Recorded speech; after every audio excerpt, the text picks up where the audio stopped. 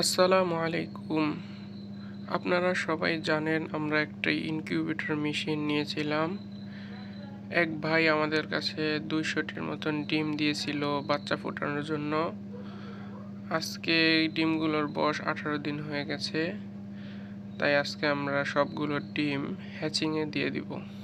সব সময় খেয়াল রাখবেন হ্যাচিংয়ে দেওয়ার সময় মতন ডিমগুলোকে স্প্রে করে দেওয়ার জন্য, আর আর্দ্রতাটা বাড়িয়ে 75 করে দিবেন। ডিমগুলোকে দিনে 3 বার স্প্রে করে দিবেন হালকা হালকাভাবে, তাহলে খোসাটা নরম হয়ে বাচ্চাগুলো ভালোভাবে বের হবে। তাহলে খুবই ভালো হ্যাচিং রেট পাওয়া যায়।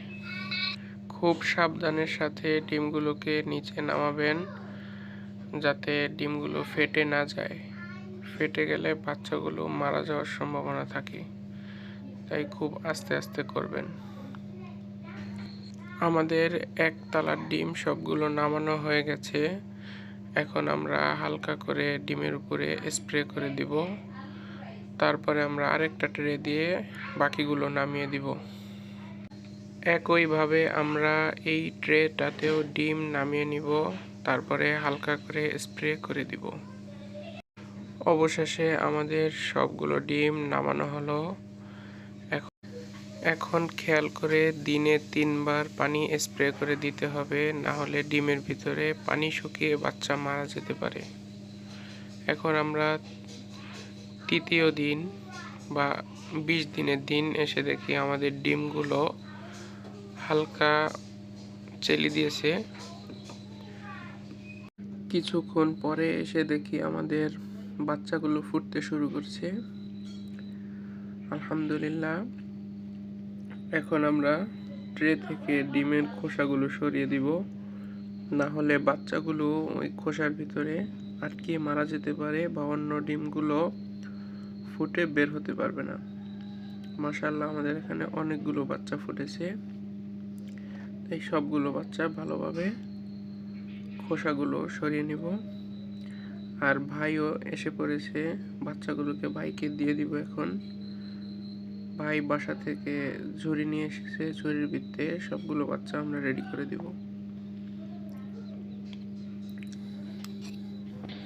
ভাইয়ের বাচ্চাগুলোকে আমরা ভালোভাবে গুনে বুঝিয়ে দিচ্ছি। তারপরে ভাই আমাদের কাছে কিছু ব্রাহ্মা মুরগির ডিম দিয়েছিল। মাশাআল্লাহ, বাচ্চাগুলো দেখতে এত কিউট ছিল, দেখার মতন ছিল। তারপরে আমরা বাচ্চাগুলো নিয়ে ভাইয়ের সাথে ভাইয়ের বাসার দিকে রওনা হলাম ভাইয়ের খামারটা দেখার জন্য। আমরা এখন এসে পড়লাম ভাইয়ের বাড়িতে। তারপরে দেখি ভাই ব্রুডিংটা আগে রেডি করে রেখেছে। বাচ্চাগুলো নিয়ে আমরা এখন ঘরের ভিতরে যাব, তারপরে দেখি ভাইয়ের ব্রুডিংটা ঠিক আছে কিনা। তারপরে দেখলাম না, মাশাআল্লাহ, ব্রুডিংটা ঠিক আছে। সবগুলো বাচ্চা এখন ভাই ব্রুডিংয়ে ছেড়ে দিবে। আগে কিছু বাচ্চা আমরা দিয়ে দিছিলাম ভাইকে, আমাদের ওখানে রাখার জায়গা হয় না দেখে, আর এগুলো একটু পরে যে আনছে।